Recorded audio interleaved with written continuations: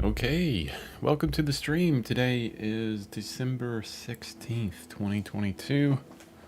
Daily Art Day 3612 for me. And I'm a bit late to the stream this morning because I needed some extra sleep, so I slept in a little bit. And then you connect that with all of the extra stuff that I do in the morning to get ready for this, and I'm a bit late, so sorry about that.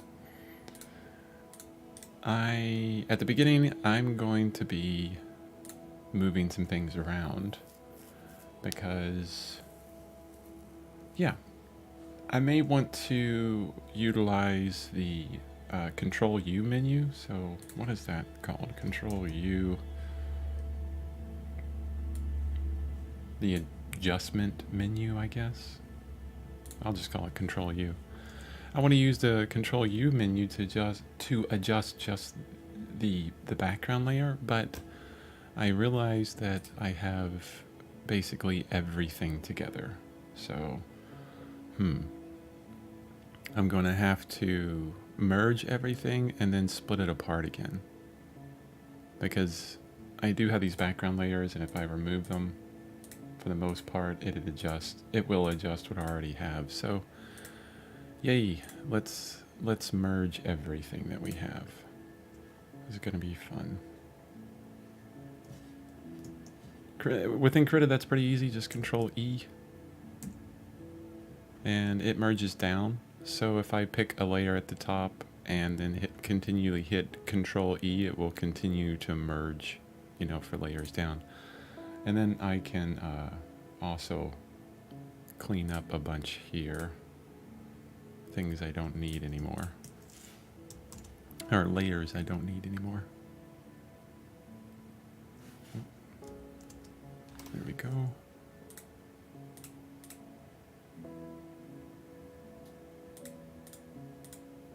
Don't think I need that layer.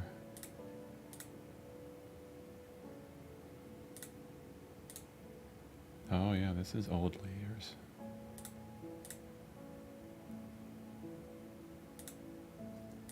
Okay, let's get rid of all these.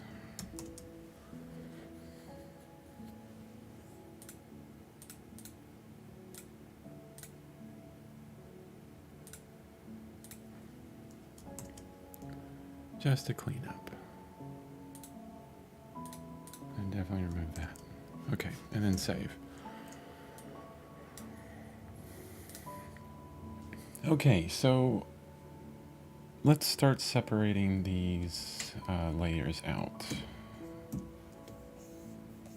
Which is not going to be easy now, because basically the mountain is on the same layer as the sky. And I really want to change that. But there are some helpful things to do digitally here. So if you run into this, and I'm going to zoom in a bit.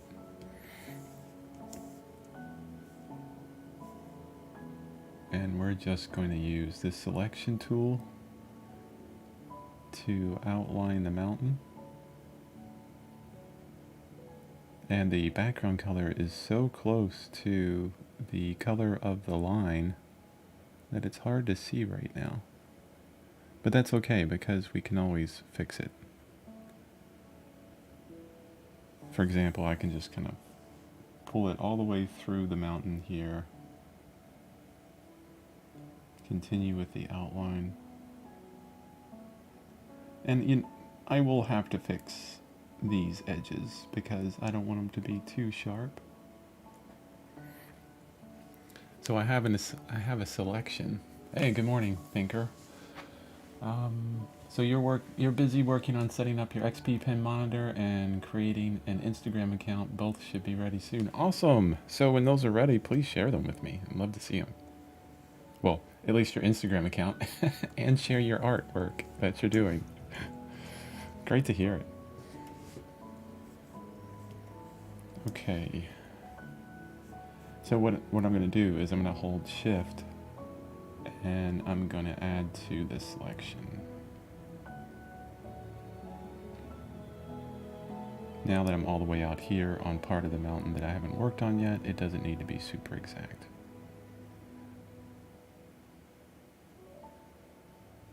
Okay, so I'm at that point.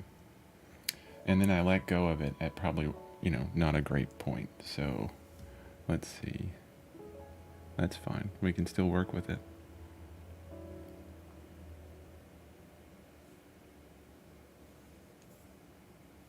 There we go.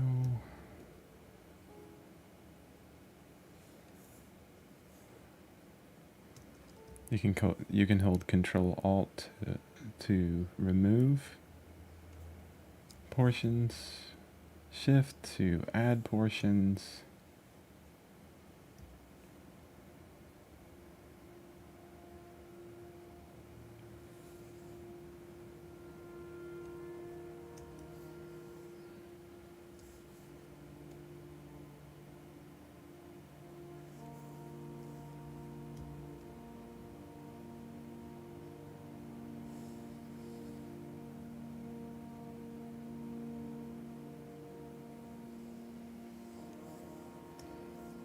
Okay, let's get a bit better.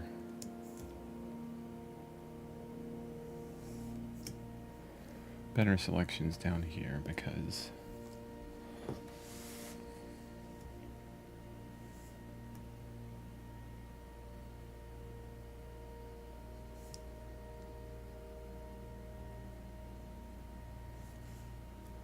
you can tell my brain is working really hard because I'm not saying much right now.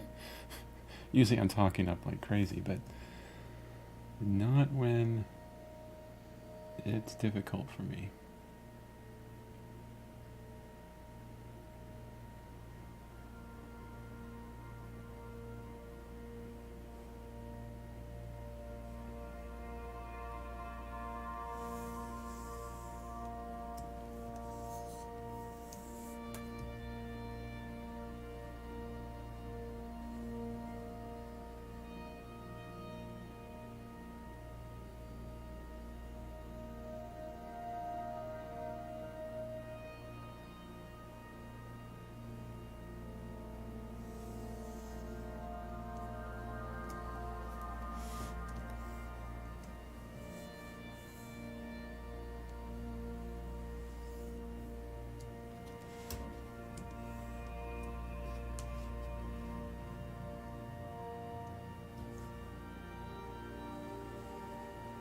I'm just going to add this whole portion to the area and then work through it and remove what I think should be removed from the very far background. So definitely that rock area. This one here.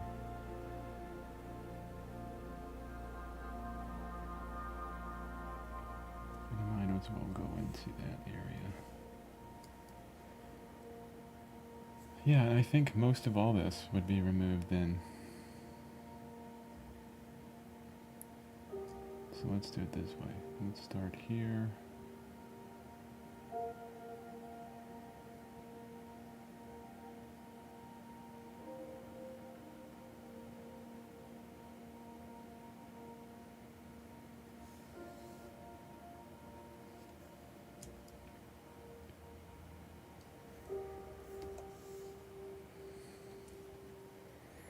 Okay. I think that's pretty good. I mean, it's not exact, and that's not a big deal. We don't care if it's really exact on the selection. I just want to remove it from all one layer. So copy paste. And I still have, if I remove that pasted layer, I still have the mountain in the background on that one single layer. But now I have an extra one, a duplicated mountain, which is fine. What's great about that is that's, a harder selection to select. And what I can do is, oops, wow, that's interesting. I just inversed it. Control I for that, guys. I didn't want to inverse the colors, but I wanted to inverse the selection. So Control Shift I, just like in Photoshop. So now I've selected everything but that. And what I can do with this is use that line that I created for the mountain and start removing, what I don't want. And this is going to be the sky. And this will be pretty easy because I could just say remove all that. And then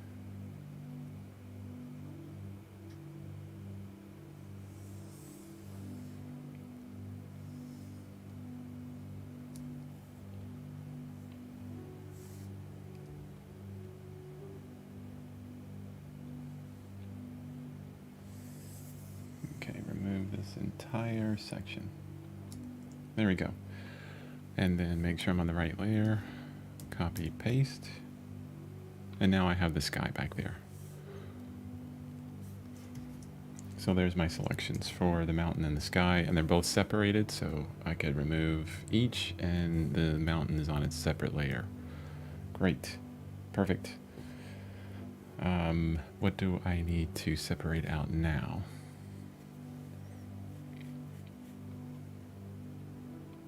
I will have to outline this section again back there, so let's do that.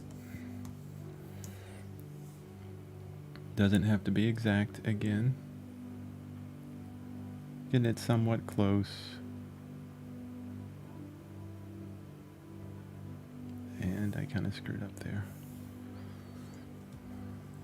because I want this portion in it.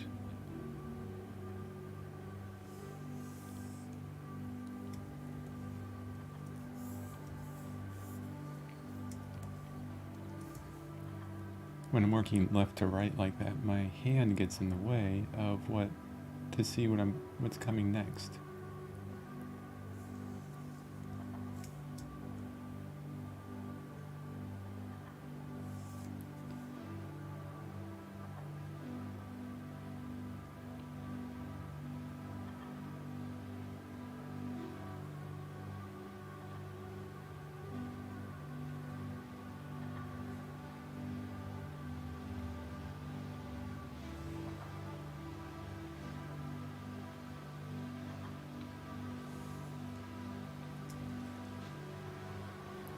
Have you set up the express keys on your XP Pen monitor? You know what? I had them set up. Like, they come set up out of the box, which is kind of nice.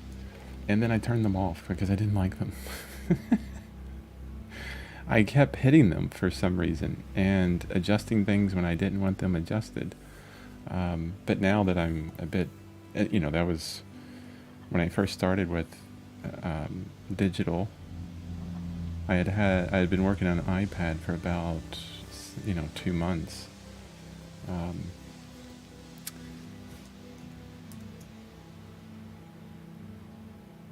But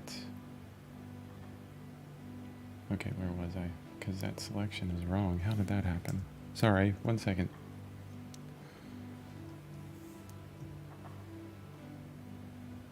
No, it should be like this. And cut in like that.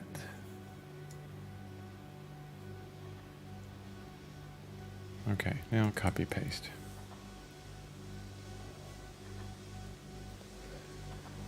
Yeah, I don't really use it like that. And I use my keyboard for everything.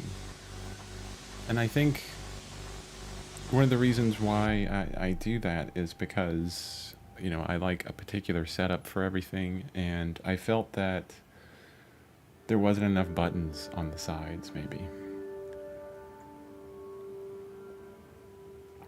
It could be something I could try again. But and then a lot of the buttons were kind of, I don't know.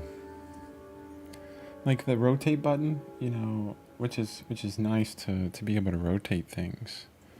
But you can simply, well, which one is it? Is it,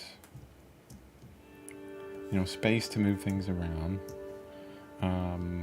control space to zoom in and out, maybe shift space, shift space to rotate, and then 5 to throw it back into place. It's kind of like, well, if I can do it all with just barely moving my fingers, off the keyboard in this certain kind of position that I have. You know, I guess I could change my hand position, so maybe it's on the left-hand side, and that would probably be better. Also, I was thinking about eventually getting my XP pen onto a monitor arm, so it's up higher. Right now, my arm keeps hitting the desk that it's sitting on. And at that point, you know, both of my arms would be, you know, in the air all the time, and that could be a little bit wearing on shoulders, right? So, I don't know. I'll have to try it. I'll have to, like, really question that decision, you know, and try it differently one day, because they're easy to set up.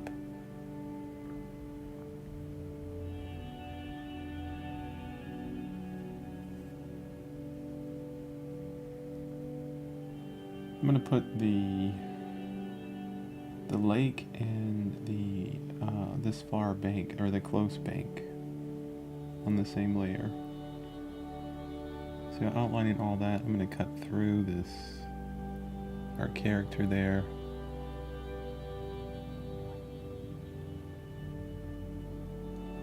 And there.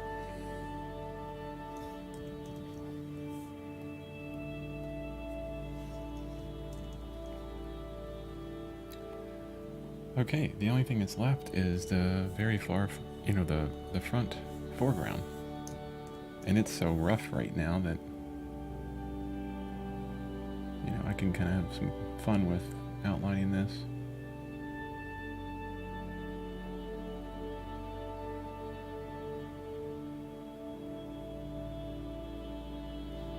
And darn, my hand's getting in the way again.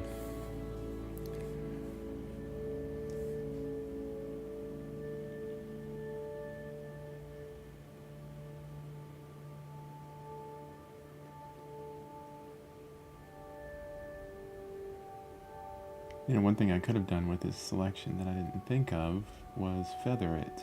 Feather the selection, especially for the mountain in the background,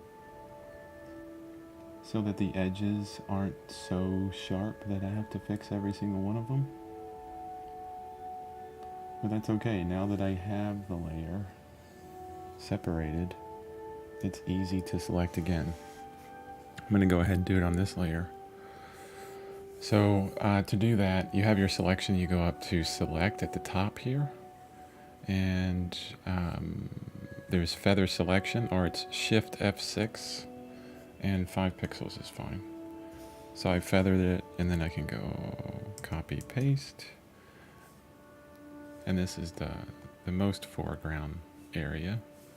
I'm going to remove my background, and you can see kind of where I've not overlapped these selections. Right? But what I can do is select the sky. Oh, that's interesting how it has selections all over the place. Let me remove all those.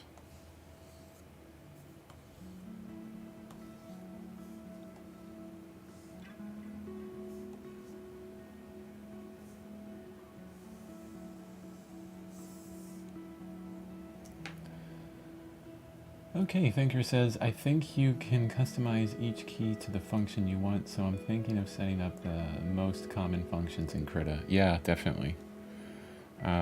You know, and that's probably going to be different for everyone as far as the functions are concerned. But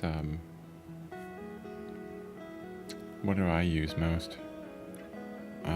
B, you know, definitely using most. E for changing, you know, B and E for going from brush to eraser is what I use most of the time. S for a selection tool is good.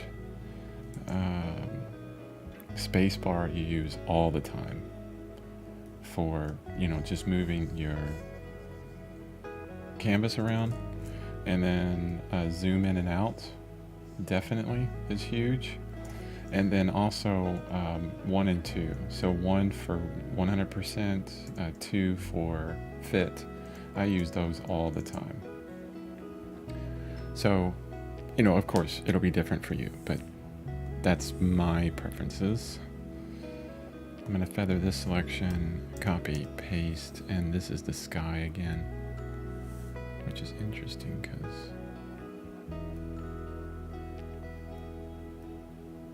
there, so it is, I do have a feathered sky now.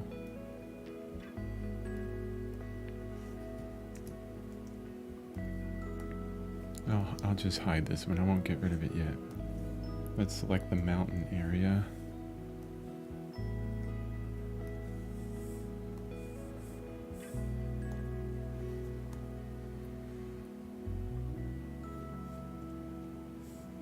Alright, it has all these places that didn't get selected. That's interesting. Looks like Krita's selection of layers is not the best.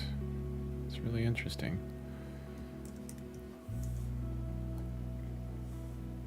Mountain, and then this is that foreground element. Copy, paste. Oh, nope. Control Z, I need to feather it.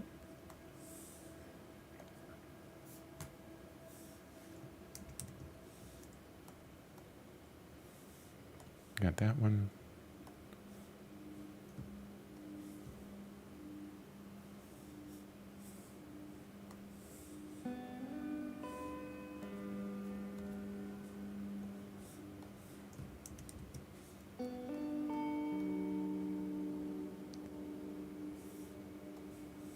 Okay. And I'm pretty sure that I can remove the other ones.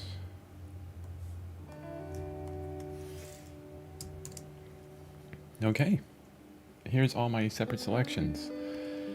Right away, there's problems with the selection that I can see. There's this kind of halo effect back there within the mountain that I got, but that's okay. No big deal. The most important part is the ability to affect things in a different way, or separately. And you know, something I always do, and I know a lot of people don't do it, is naming. So that's the mountain. This is, I'm just going to say foreground because it has many different things to it. And oh, by the way, I need to keep this stream rather short today, so it's not going to be very long. Sorry about that.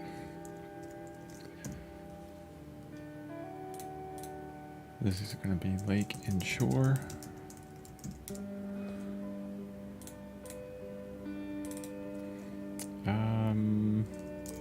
Left ridge. And then sky.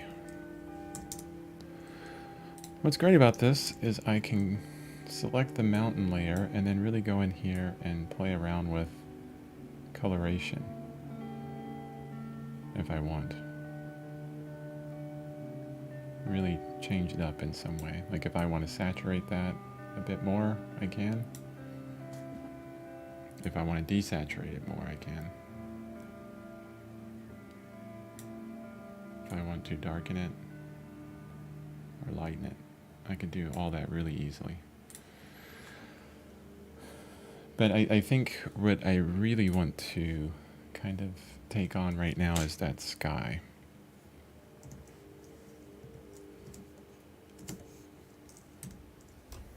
What brush am I on? Okay.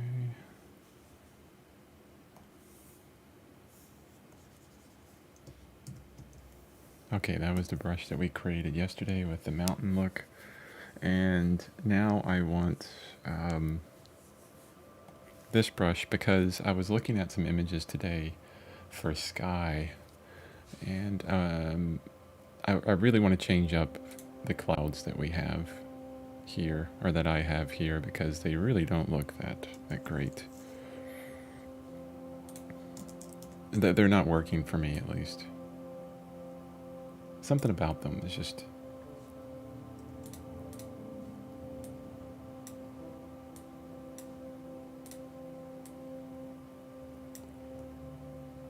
Yeah, those are just...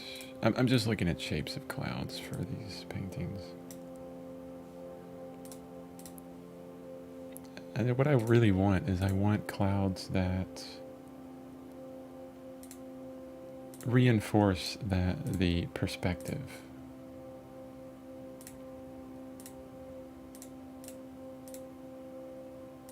So before I go today, one of the things that I want to achieve, and I'm going to look at Shin Jong-hoon's painting here and really kind of analyze, you know, how he's used the clouds. And let me make this smaller because it's too much detail. It's confusing me for what I really want to focus on. See, the one thing that I notice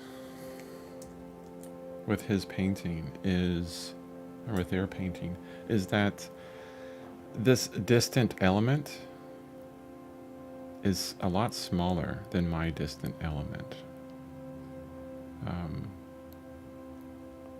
Really, there's a further element in the background back there that's kind of floating up in the sky, and that's where my mountain is. And you can see how faded it is back there compared to this element. Like, it's almost like my mountain is like too high. Maybe I need to, you know, the further things go in the distance, the more they'll like kind of drop down. And maybe that's what I need to do. Let's back up and see.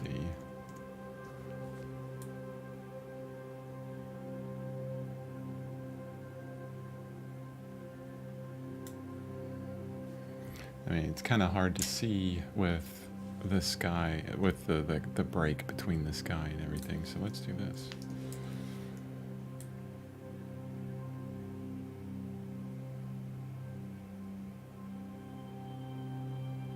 You know, just really throwing this out of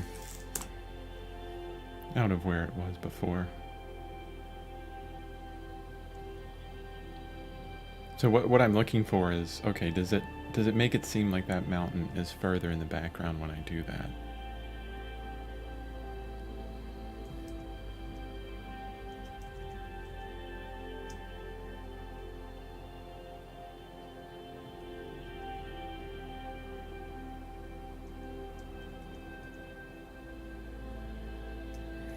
I guess so, yes, maybe, but it's not as epic, I think, as it was before.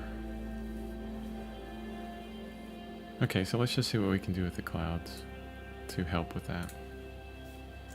I'll zoom back in again. And I want to get just a shape. And I'm going to group this guy.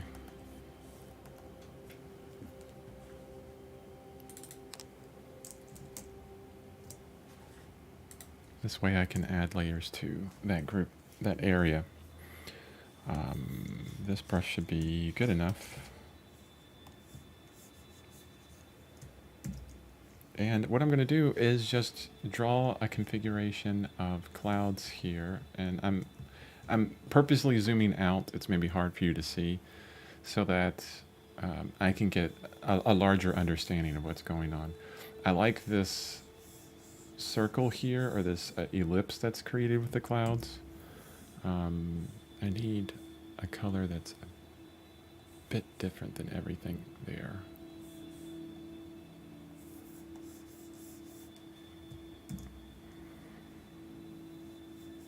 So maybe, I mean, that's kind of the same as what I'm doing already. One second.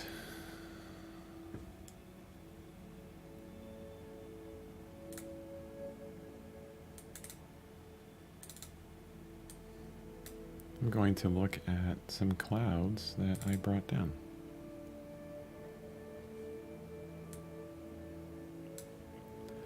So just mainly the shape. This is interesting. There's some kind of blur going on with these clouds, but it's interesting that they, there's this kind of circular shape, but then they have this,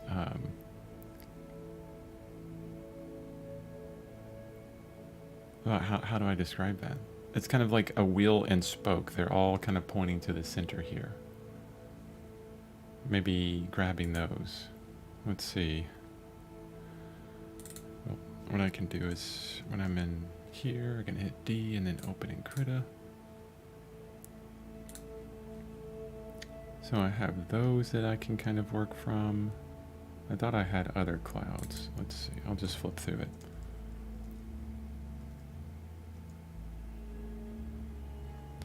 Now this one's interesting. These are more fluffy clouds, but it's going to be great to pick out this kind of colorization for these clouds.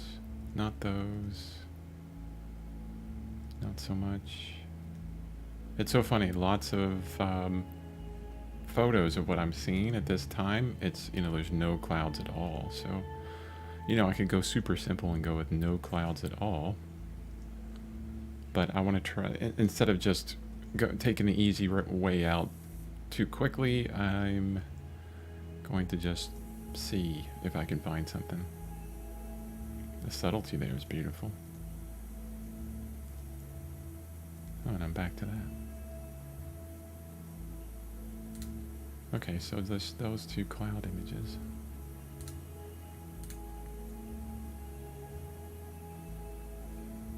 All right, let's see if I can kind of figure something out there. Well, I don't have much height to do that with, right?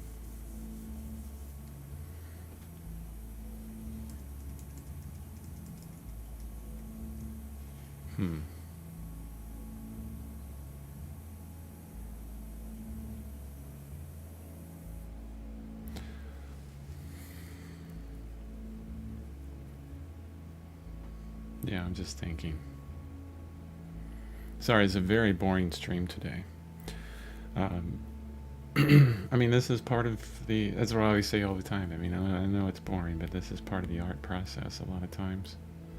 And this is why you see lots of time lapse everywhere. Is because it doesn't make for great video sometimes.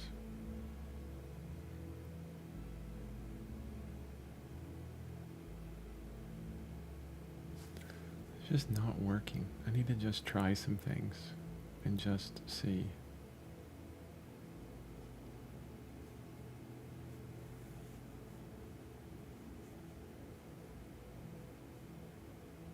Maybe a more extreme angle.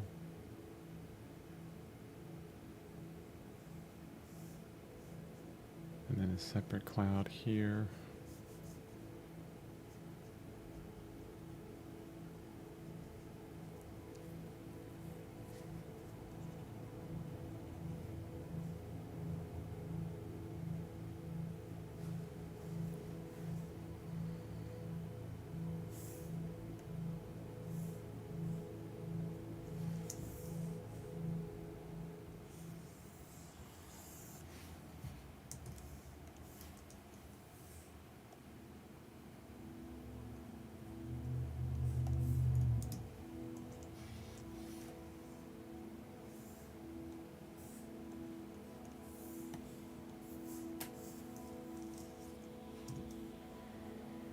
Oh, if you can tell, I'm sure you can. This, oh wow, hit my bar there. These images are from Shutterstock. And it looks like the person's name that created this image is Rustic. I like that they put it right on the image so that I can reference it. I reference the artist, the photographer from Shutterstock really easily. And this other one is from Valentin Valkov on Shutterstock. Go check them out. Or check out Shutterstock. I'm sure you'll see a bunch of their awesome photography.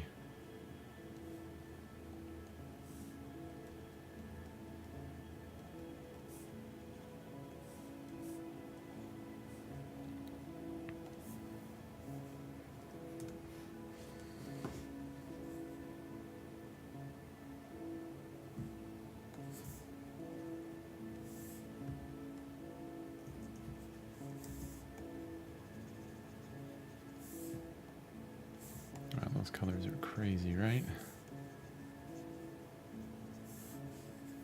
And I could pick a better brush for that.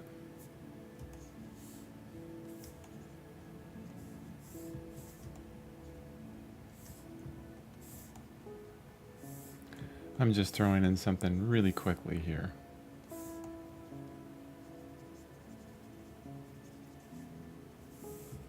with an actual cloud brush. That's where digital's really fantastic, is getting that, you know, those looks, you know, right away, those textures right away. It excels there, definitely. Now that's pretty fun. And I'm glad I separated these in different layers, because I wouldn't be able to do that so quickly. So my light is coming from below and kind of hitting these clouds here in a certain angle, and so I want to kind of keep with that idea.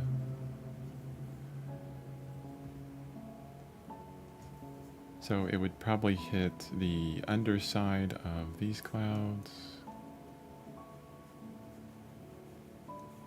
And here would be a stripe of color. Let's go a little bit crazy with it.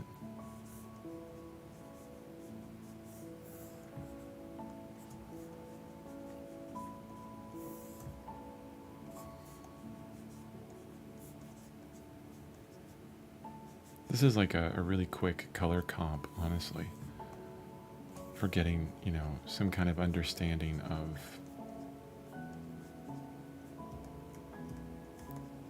you know, what I'm going to do with these clouds. And I like this dark up here. I think that could help keep the viewer into the main aspect of this composition.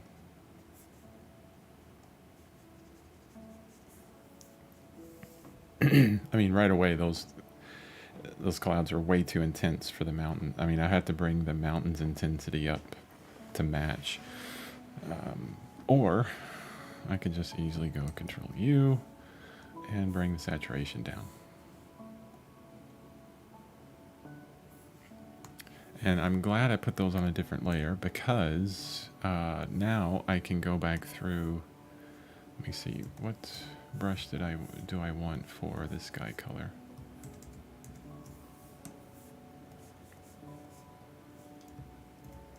That's right, we were making a textural brush yesterday. So let's keep with, here I could do this one that I used previously. And you know what I might do is pull this color out. Ooh, it's really gonna affect the clouds that I put down because they were kind of glazed on. And a bunch of stuff behind it, which is kind of fun. Let's just play with it.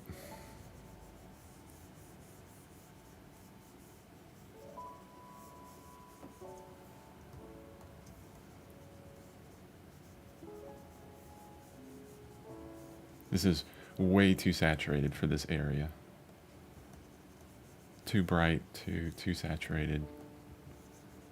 But because I have a different layer, I can make this a lot easier on myself by making adjustments for it.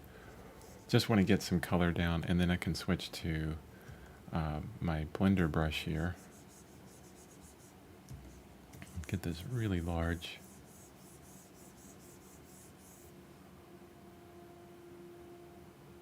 Waiting for my pen to catch up. My computer is working hard on this one because I made the brush so large. And just quickly blending all this out.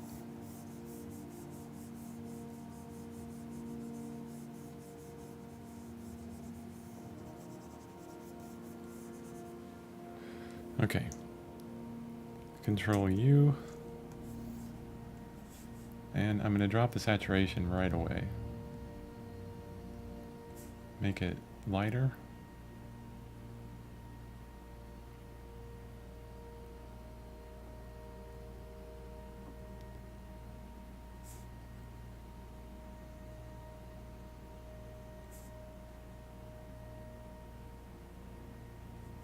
And then I'm going to adjust the color closer to green, but not too close.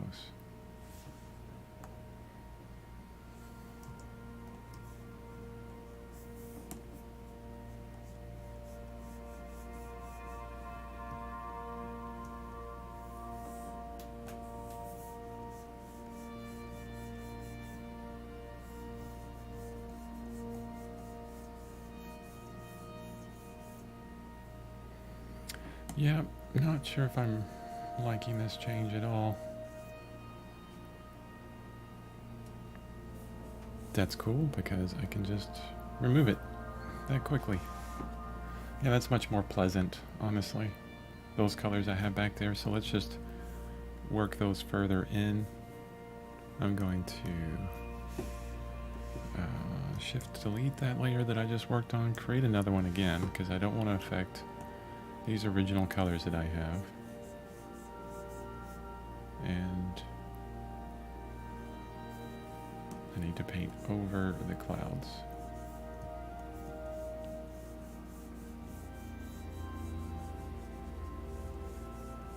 At least the old clouds. Actually, I needed to select that color.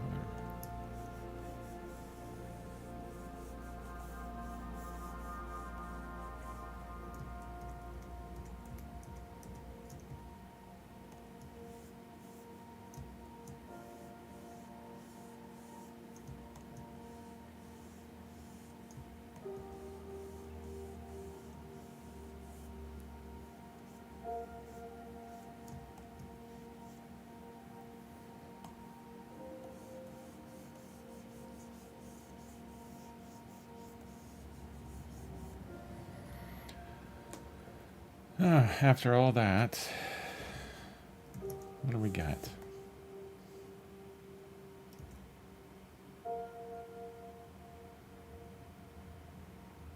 Oh, I appreciate that, Thinker. Thinker says he's much more interested in the why and the thought process. So I really appreciate that. Thank you so much.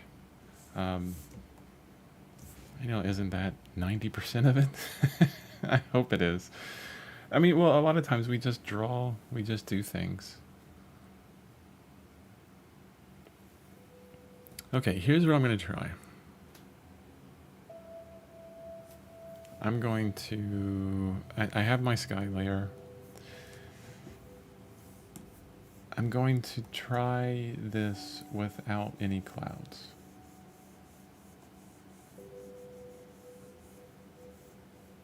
I'm gonna maybe make my life easier here.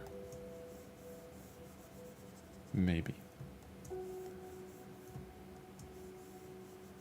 But I probably won't learn as much, I don't think. I'll have to do, if I choose to do this painting without any clouds whatsoever, a painting in the future, I'll have to really figure out clouds. I mean, they're a really big compositional element. I mean, there's a lot of possibility there with clouds. You can do so much.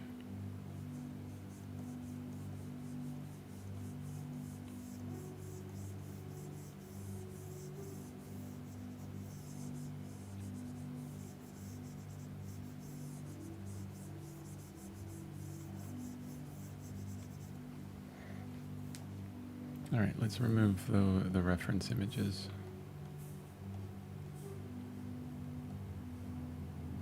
Or hide them.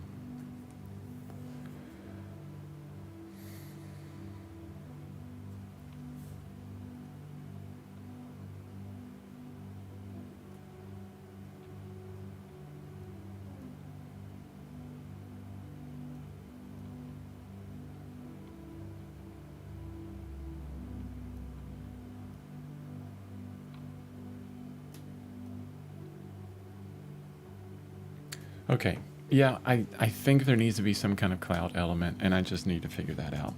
I really need to figure out some kind of cloud element. But unfortunately, we're at the end of my time for the stream today. Sorry it's so short today. But I just have so much to do this morning, and sleeping in a little bit was really great for me. So now I'm going to have a ton of energy for the rest of the day. But like most artists, I have a job to go to, well, luckily I don't have to go to it. I telecommute. And yeah, so life, right?